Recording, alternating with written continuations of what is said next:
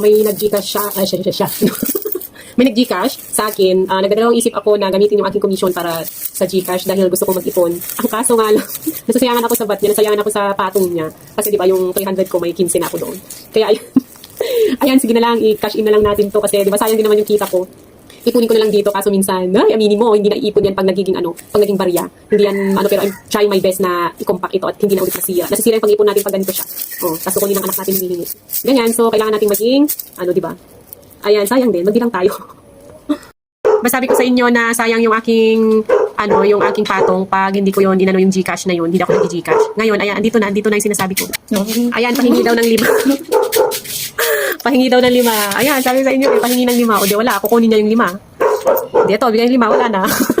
Oy, tama na yung 5. 5 lang yung hiningi mo, tama na Para may 10 piso naman ako. Tapos walang maingay tulog yung bata. Ayan, di ba? Huwag kayo, sayang.